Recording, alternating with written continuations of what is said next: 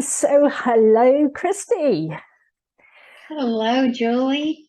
Hi, I'm just going to explain who I am. I'm Julie Holiday. I'm the MECFS Holistic Coach, and it is my mission to help people with chronic illness live a more joyful, peaceful, and purposeful life.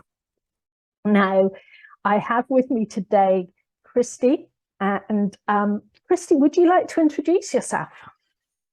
Yeah, and thank you, Julie, so much for the opportunity to speak with you and to connect with your listeners. Um, my name's Christy Cox, and I am a chronic illness, you know, sufferer who used to have a life in, marketing and communications, and things go awry, and I've turned myself into similar to what you're trying to do, where I've tried to deal and heal with chronic illness, but also to find some meaning and some momentum out of it. And I really found, a sense of happiness. I found a sense of peace. And that gave me a purpose to drive forward to be able to, kind of move beyond the challenges of chronic illness.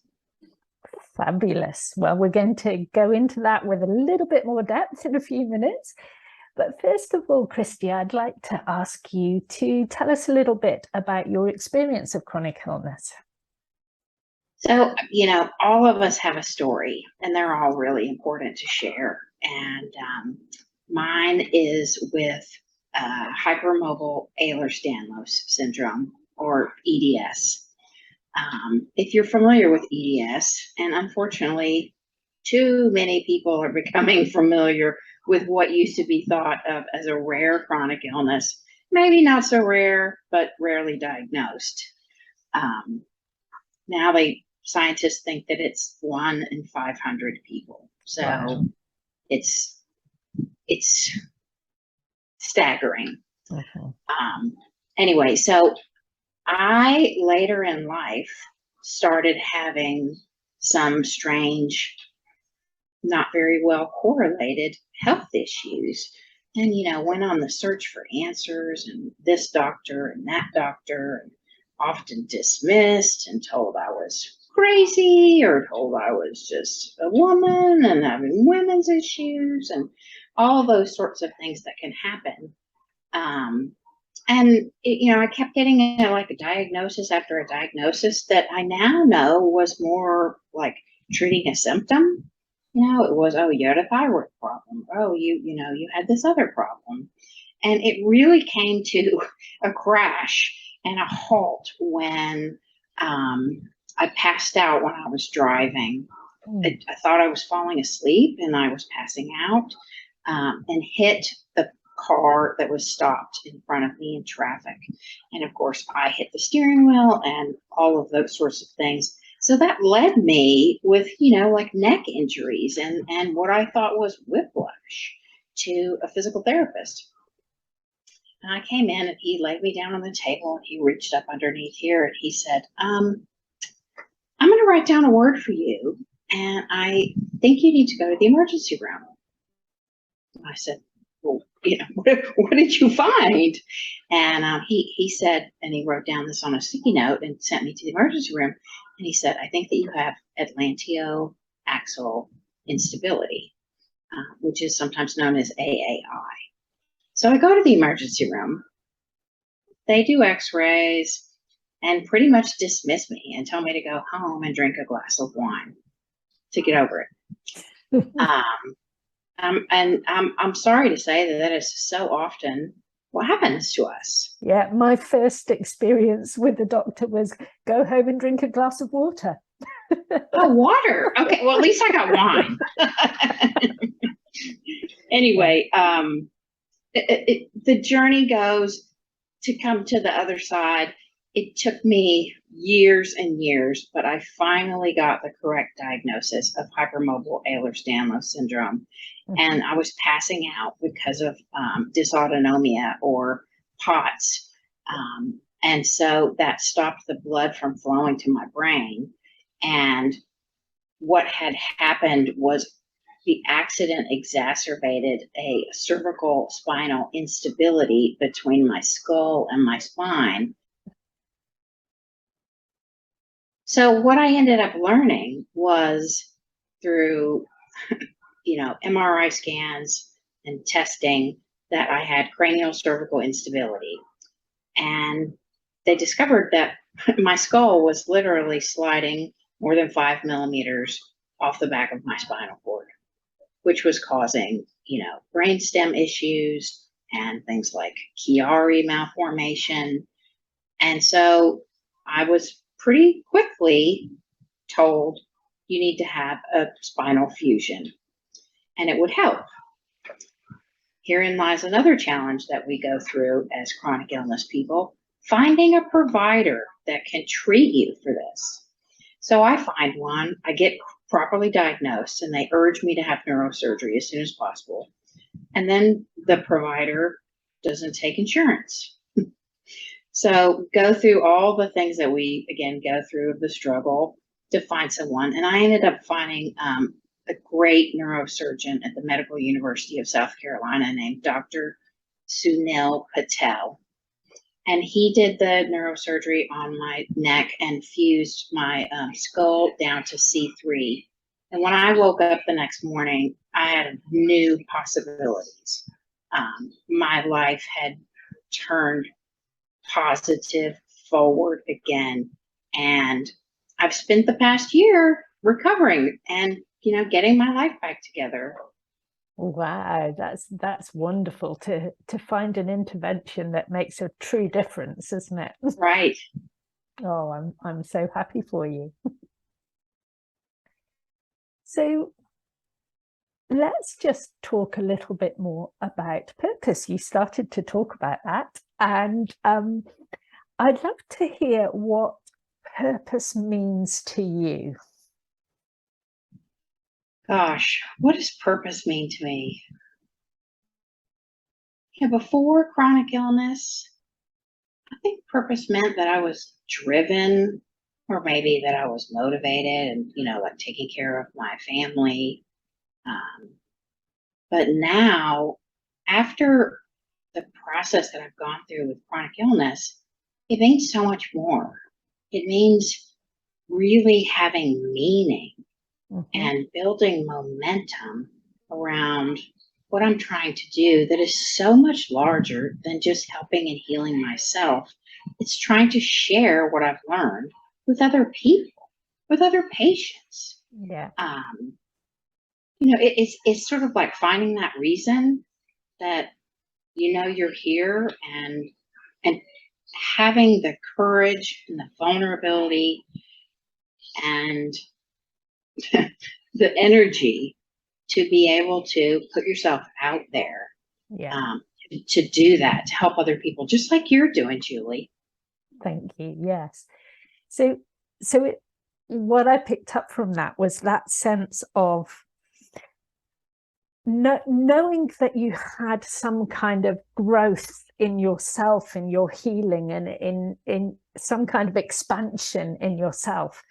But for you, the purpose was making that expansion reach out further beyond just your own growth, so that you can support other people with that as well. So, absolutely. Yeah, wonderful. And I think that is a beautiful way of summarizing purpose in a way. It's about sharing the growth and the momentum that we are going through and making it bigger and putting it out there. And I would like to pick up on another little thing that you said, which was about vulnerability and about, in order to share ourselves in a way that has impact, it means being vulnerable. Would you like to talk about that anymore in any way? Doesn't it? I mean, you're vulnerable with your own self and your fears about what's happening to you. and the people around you and how they're responding or reacting, whether that's positive or negative. But when you come kind of to terms with thing and become better at dealing and healing with your chronic illness,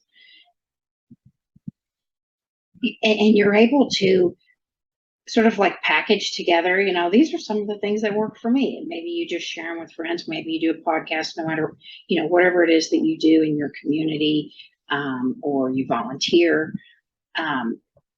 You get that purpose, but you also feel a little bit like you're cracking your heart shell open and becoming vulnerable to people knowing the real you, knowing your things that you're insecure about, and knowing what society has always taught us was weakness. That like in sickness and in health. Well, if you're healthy, everybody likes you. And if you're sick, maybe we don't like you so much. And I'm going to share with you all my sick.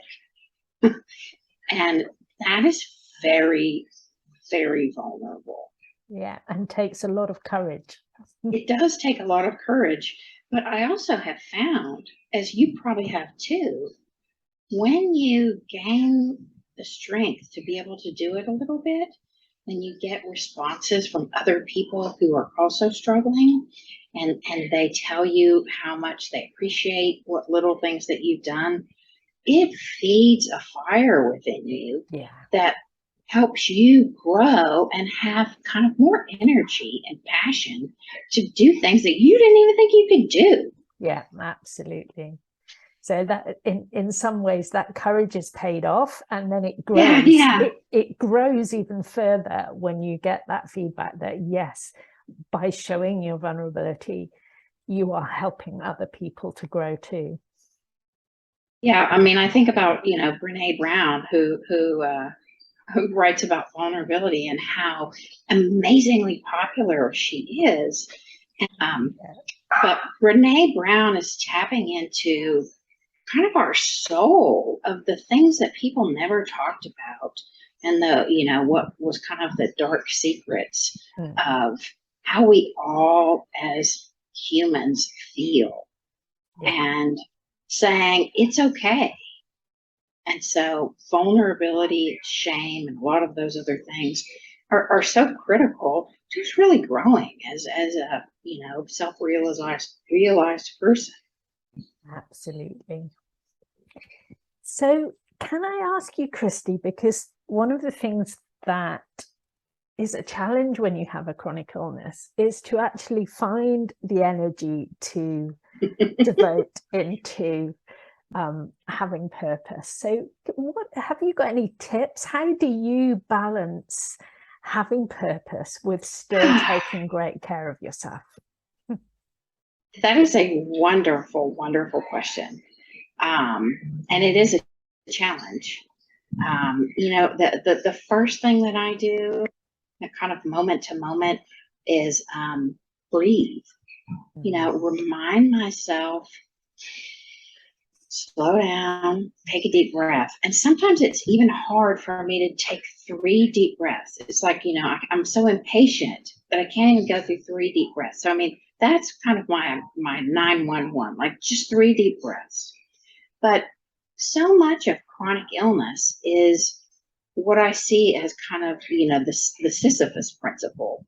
If you're familiar with that, it's, the person who's pushing that boulder uphill, and that it's a battle. You get to the top, and maybe things get better, and you go back down again, and you're going through a good phase, and then next thing you know, you're going uphill again. And it's that boom and bust cycle of trying to take care of your energy management, of the ups and downs and the waves that you have to roll with chronic illness.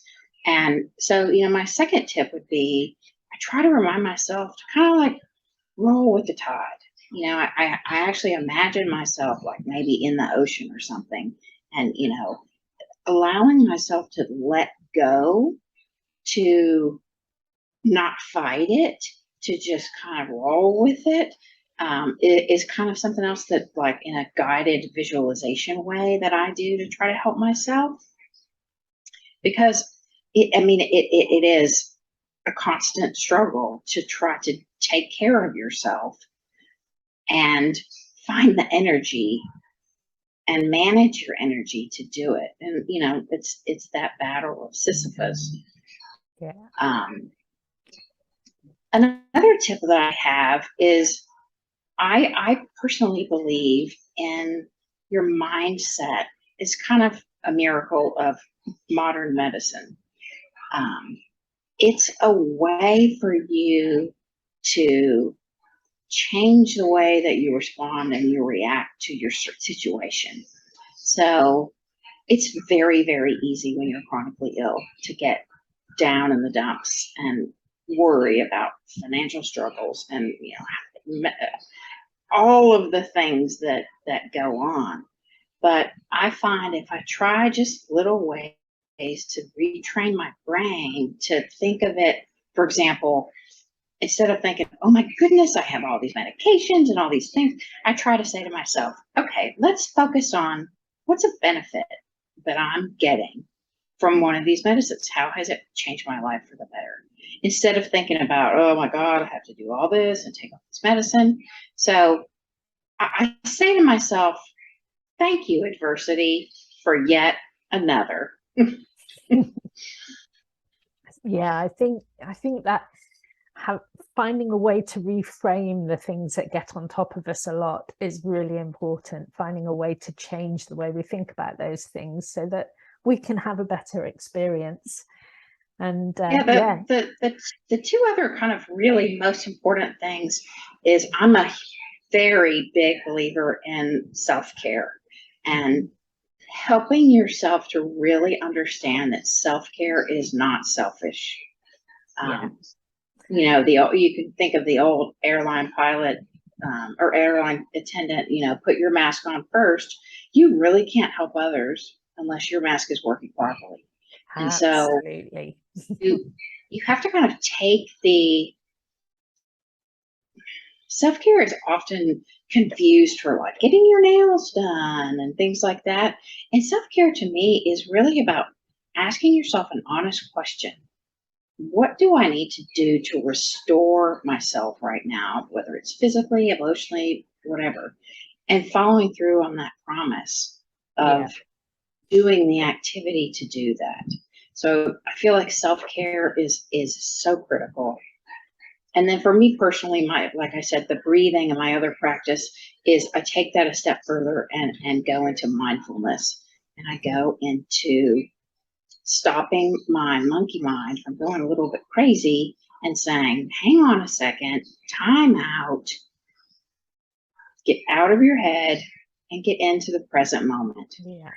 And whatever that means for me, like that might mean paying attention to like what's going on around me, taking those deep breaths, but to really find the way to savor the joy in what's happening in this moment, instead of worrying and obsessing about things in the past or worrying about things in the future, and just saying, just here I am right now, and there's a lot of good going on. So those are my kind of top ways of feeling like I'm going to find the energy and the focus to be able to do what I need to do to take care of myself when energy management and pacing is so hard. Yeah. Fabulous. Oh, those were some wonderful tips. Thank you so much for sharing. So now it's time to talk about your present purpose in a little bit more detail. So tell me about how you have specifically been working on your purpose recently. So I'm really excited to share, after I had my surgery on my neck and, had this really positive, recovery, I decided to start putting myself to the test of, can I go back to work? I haven't worked in several years, being on disability because of chronic illness. And so the first test was, can I sit in a chair and have the blood properly flow to my brain so that my brain can think? And so, it was little baby steps. And so for a year and a half, I've been going through, a little baby step further each day. And it became, let's see if I can sit at my desk. Let's see if I can type. Let's see if I can create a thought. And so this led me down the purpose of trying to take all the research that I've done on dealing with EDS as a rare disorder that has such a severe lack of resources available and not very many, medical practitioners that know how to treat it, and to start just collecting and capturing data and putting it in, documents. And that led me to say, I wonder if there's something I can share in here, and how can I share it? And so since my former career was being in communications, I was a writer. So I started just creating a document. Well, here we are a year and a half later, and I'm about to publish a book. Which, who thought that I would ever do that? But it's been such a great journey for me to collect this information, to get better and better every day, and to be able to take, thousands and thousands of hours of research that you do when you have chronic illness and put it into a form that might be something that could be a guide for another person who's dealing with the diagnosis or who's dealing with chronic illness and all the effects of what happens to your emotions, what happens to your sense of identity, what happens to your, kind of losing your purpose, refinding your purpose, hopefully. I had some particular challenges in, relationships of people that didn't understand what I was going through, or, didn't believe what I was going through. So for me, putting that and packaging it together in something that I can share with the world has really been a huge part of my purpose. And I'm excited to say that the book, which is called Holding It All Together When You're Hypermobile, is coming out on Amazon and other retailers in a couple of weeks. So I'm a little bit stressed about it. But so much to do, but so many people need the help. It's not about me. It's not about making money. I mean, writing a book is an investment, unless you're James Patterson. It's definitely about figuring out how you can help other people. And it's really driving me to, keep going, keep getting up, keep sitting in this chair, and finding a way to get the word out to, other Spoonies. So do you have a specific release date for your book, or is it still a little bit up in the air, a couple of weeks? Do I have a specific what? I'm sorry? Release date. Oh, yes. So it's coming out August 11th. August 11th. Fabulous. Now a couple of weeks away, and it'll be on Amazon and Barnes and Noble and some of those other things. And for anyone that might be interested, I have a book website that's www.holdingitalltogether.com. And, you can subscribe if you're interested in learning, when it comes out, so that I can make the announcement. But writing a book is a really, really challenging process. And then learning how to write a book and learning how to do all the things to write a book has been a really interesting process that I'm still going through. But it's given me such a great sense of purpose and ignited that reminder in me that if I can do this, if I can write a book, I can do anything. I really can. I can do anything. So what a wonderful feeling. and I've been good.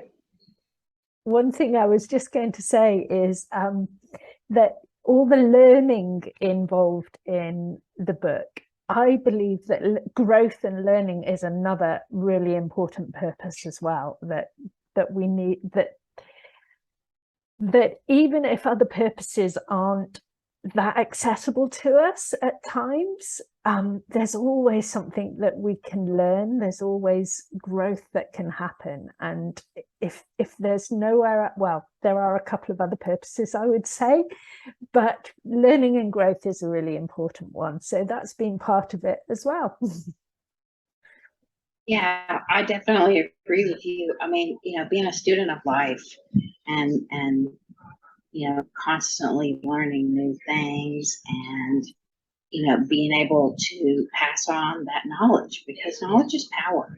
Yeah. And I've always done that in my former life. If I was like a boss, I wanted to mentor the people that work for me and teach them how to do things. I never wanted to be that only person who knew how to do whatever it was at the office. I felt like other people needed to know. So this is, just been kind of a big extension of that, in the sense of, okay, I'm going to try to figure out how to help other people with their health, and how to, help their families, help them with their health. And what's been so remarkable to me, and to be honest, surprising, is I spent a lot of time reaching out and researching, like who were the experts in the field, and who were the medical professionals, or the patient advocates, or the people in the nonprofit foundations that were really supporting EDS. And so I began reaching out to contact them to interview them for the book. And I had this overwhelmingly positive response, in that, I have probably 8 or 10 expert medical providers that are interviewed and included in the book, from neurosurgeons to, ophthalmologists to physical therapists, different kinds of things. And then there's also been so many of the patients in the community that have contributed things. I mean, I've had people contribute art that's included in the book.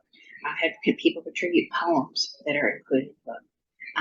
I even had the opportunity and reached out to Miss America 2020, Camille Schreier, who has EDS, and she participated in the book, and got connected with the scientific researchers at the Medical University of South Carolina, who are doing research on this disease, and believe that they have found some of the genetic markers, which could lead to simpler, faster, easier testing.